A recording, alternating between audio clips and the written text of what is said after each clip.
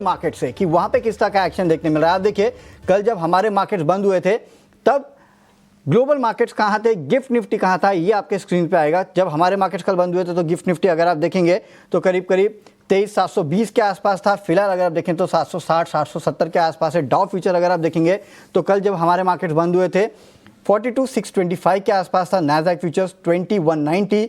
Brent crude अगर आप देखेंगे तो $72 के आसपास था। वहां से ब्रेंट क्रूड करीब करीब अब 72.40 के आसपास जो है वो ट्रेड कर रहा है। डॉलर इंडेक्स 103.6 पे था, फिलहाल 104 के आसपास ट्रेड कर रहा है।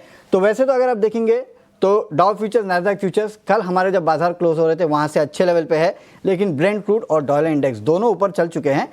तो देखना होगा इसका क्या इंपैक्ट है। और यूएस डॉलर बॉन्ड यील्ड अगर आप देखेंगे 4.28 कल थी, फिलहाल करीब 4.33 के आसपास ट्रेड कर रही है। तो यूएस के मार्केट्स अच्छे थे कल, जो हमारे मार्केट्स क्लोज हुए वहां से डाउ फ्यूचर्स, नैस्डैक फ्यूचर्स अच्छे हैं। केवल dollar index, US 10 year bond deal और ब्रेंट क्रूड जो है उनमें उछाल देखने मिला है। तो इसके मायने समझेंगे। लेकिन कल यूएस मार्केट्स में हुआ क्या है, क्योंकि लगातार तेजी यूएस के मार्केट्स में देखने मिल रही है। कल भी अगर आप देखेंगे तो डाउ जोन्स, नैस्डैक, S&P सब में देखिए 1.5 से 2.5% के आसपास के गेंस देखने मिले। तो हमारे साथ हमारे सहयोगी अभिषेक जुड़ चुके हैं बताने के लिए कि यूएस के मार्केट्स में कल इस तरह की तेजी क्यों देखने मिली थी। अभिषेक, कल यूएस के मार्केट्स में जोरदार तेजी देखने मिली है, ऐसा क्या हो गया? फिर ट्रंप ने कुछ कह दिया क्या?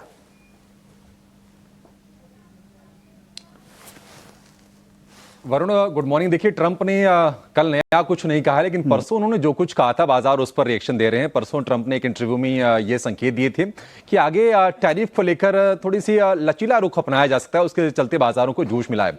देखिए, कहीं ना कहीं अमेरिका में भी लोगों को ये समझ में आ रहा है, वहाँ की जो अर्थशास्त्री है, जो वहाँ के बैंकर्स हैं, कि ये टैरिफ का लंबा खींचना और इतना अग्रेसिव होना शायद उनके हित में नहीं है। और ट्रंप को ये निश्चित तौर पर संदेश पहुंचा होगा। हालांकि 2 अप्रैल तक रेसिप्रोकल टैरिफ लगना है, 2 अप्रैल को। और व्हाइट हाउस के इकोनॉमिक काउंसिल के डायरेक्टर हैं केविन हेसेट, उनका भी एक बयान आया है। उन्होंने कहा है कि कम से कम 2 अप्रैल तक अनिश्चितता बनी रहेगी, लेकिन उसके पहले ये बयान की थोड़ी सी रिलैक्सेशन दी जा सकती है टैरिफ में। इसने बाजारों के मूड को अपलिफ्ट करने का काम किया है। देखिए, ट्रंप जो रेसिप्रोकल टैरिफ की बातचीत कर रहे हैं वो क्यों कर रहे हैं? वो ऐसा नहीं कि वो टैरिफ बढ़ाना चाहते हैं। दरअसल ट्रंप ये घुड़की देकर चाहते हैं कि बाकी जो देश हैं वो टैरिफ को कम करें। और अभी तक हमने किसी बड़े देश की तरफ से ऐसा कोई स्टेटमेंट देखा नहीं है टैरिफ रिवाइज करने को लेकर या टैरिफ घटाने को लेकर। इसके लिए ट्रंप चाह रहे थे कि वो धमकी दें, बाकी देश टैरिफ कट करें और ये पैरिटी आ जाए। अदरवाइज ये रेसिप्रोकल टैरिफ की धमकी तो उनकी तरफ से ही। देखना होगा कि 2 अप्रैल से होता क्या है। लेकिन जो स्टांस में थोड़ी सी नरमी के संकेत आए हैं ट्रंप की तरफ से, बाजारों के लिए उसने थोड़ी संजीवनी का काम जरूर किया है। और कल हमने डाउ जोन्स में 600 अंकों के आसपास की तेजी देखी। डाउ दिन के ऊपरी स्तर पर जाकर बंद हुआ है। नेस्डेक की बात करें, नेस्डेक में 400 अंकों के आसपास का उछाल रहा। नेस्डेक भी डे हाई पर जाकर बंद हुआ, तो एक अच्छा सत्र रहा। नेस्डेक में लगातार तीसरे सत्र की हमने तेजी देखी। और S&P 500 ने कल सेंचुरी लगाई है। तो तीनों जो अहम इंडेक्स है वहां पर हमने तेजी बनते हुए देखी है। आज कुछ अहम आंकड़े आएंगे, वहां बाजार की नजर रहेगी। आज मार्च के कंज्यूमर कॉन्फिडेंस के आंकड़े आएंगे, जिससे कंजम्पशन के ट्रेंड क्या बन रहे हैं, इकोनॉमी की स्थिति क्या है, थोड़ी सी पिक्चर और साफ होती हुई दिखेगी। और दूसरा, होम सेल्स के डेटा आएंगे, घरों की बिक्री के आंकड़े आएंगे, इस पर भी बाजार की नजर आएगी। ये 2 की डेटा आज अमेरिकी बाजारों में रहेंगे। एशियाई बाजारों की बात करें तो थोड़ी सी हम देख रहे हैं कि मिक्स्ड शुरुआत है। निकेई में करीब 300 अंकों के आसपास की तेजी है, लेकिन हैंगसेंग में करीब 250 अंकों के आसपास की गिरावट है, जो कि हांगकांग का बाजार है। और चीन के बाजार में फ्लैट टू नेगेटिव कारोबार हो रहा है। अन्य एसेट क्लास की बात करें तो डॉलर थोड़ा सा मजबूत होता हुआ दिख रहा है। वरुण, जैसा कि आप भी कह रहे थे कि $104 पर फिर से पहुंच गया है डॉलर इंडेक्स 104 पर। और इसके अलावा हम देख रहे हैं कि चूंकि इकोनॉमी को लेकर अनिश्चितताएं थोड़ी सी कम हुई हैं और डॉलर में स्ट्रेंथ लौटी है, तो बॉन्ड यील्ड में भी हम थोड़ी स्पाइक देख रहे हैं। 4.24 के आसपास आ गई थी बॉन्ड यील्ड गिर के 10 ईयर की अमेरिका में, वो बढ़ के चली गई है 4.31। ये थोड़ी मोड़ी चिंताएं आपके लिए हो सकती हैं। लेकिन अगर हम कच्चे तेल की बात करें, थोड़ा सा तनाव वहां पर भी बढ़ा है, क्योंकि डोनाल्ड ट्रंप ने धमकी दी है कि जो भी देश वेनेजुएला से ऑयल खरीदेंगे उनके ऊपर टैरिफ इंपोज किया जाएगा 25% तक का। तो इसके बाद थोड़ा सा सप्लाई को लेकर चिंताएं बढ़ी हैं। और हम देख रहे हैं कि क्रूड का भाव है अब ये $73 के आसपास जाके कारोबार कर रहा है। ज्यादा तनाव नहीं है क्रूड को लेकर भी, क्योंकि अब अपने कंफर्ट रेंज के अंदर ही है। और अमेरिकी बाजार से अगर हम संकेतों की बात करें तो संकेत बहुत ही अच्छे हैं। दुनिया यही चाहती है कि ट्रंप टैरिफ को लेकर एक स्टेप बैक करें, थोड़ा सा पीछे हटे और राहत दें। और हम गिफ्ट निफ्टी में भी देख रहे हैं कि आज 60 अंकों की फिर से बढ़त पर शुरुआत के संकेत दिख रहे हैं। 23,760 के आसपास का है गिफ्ट निफ्टी।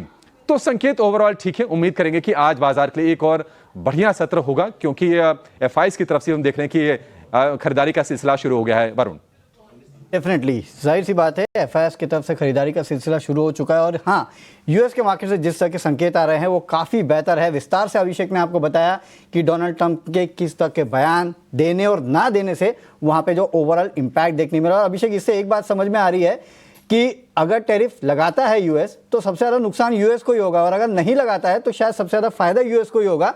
इसके लिए आपने देखा कि यूएस मार्केट्स में इस तरह की तेज़ी देखने मिली।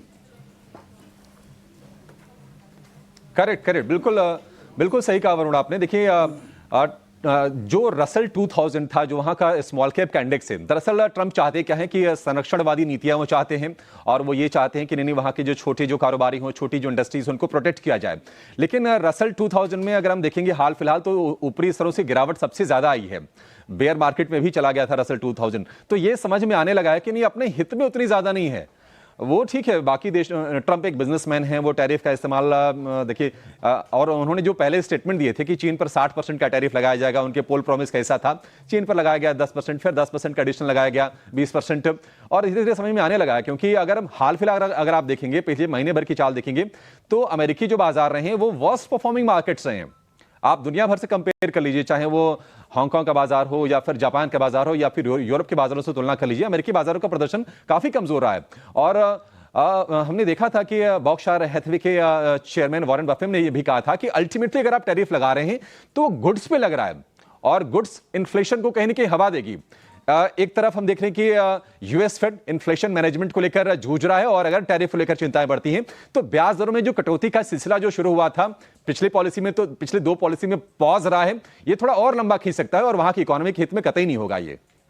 तो वहाँ के इकोनॉमिक हित में नहीं, और ये साफ समझ में आ रहा है यूएस मार्केट से जिस तरह से चाल हम देखते हैं जब जब डोनाल्ड ट्रंप के बयान आते हैं और जब कुछ नहीं होता, तो ये देखिए इस तरह से यूएस के मार्केट्स में तेजी देखने मिलती है। शुक्रिया अभिषेक, विस्तार से समझाने के लिए कि यूएस के मार्केट्स में क्या हुआ है और डोनाल्ड ट्रंप के बयानों के क्या मायने हैं। लेकिन चलिए आगे बढ़ते हैं और अब देख लेते हैं कि एफआईडीआई का आंकड़ा कल कैसे निकल के आया है, क्योंकि हमारे मार्केट्स में अगर आप देखेंगे तो 3 दिनों से लगातार एफआई की खरीदारी चल रही है। कल भी करीब 3056 करोड़ रुपए के आसपास की खरीदारी जो है वो की गई है, और आप देखिए 3 दिनों में ही करीब 13,000 करोड़ रुपए के ऊपर की खरीदारी जो है वो एफआईआईज ने इंडियन मार्केट्स में की है। कल तो डीआईआईज ने भी करीब 99 करोड़ रुपए के आसपास की खरीदारी जो है वो इंडियन मार्केट्स में की थी।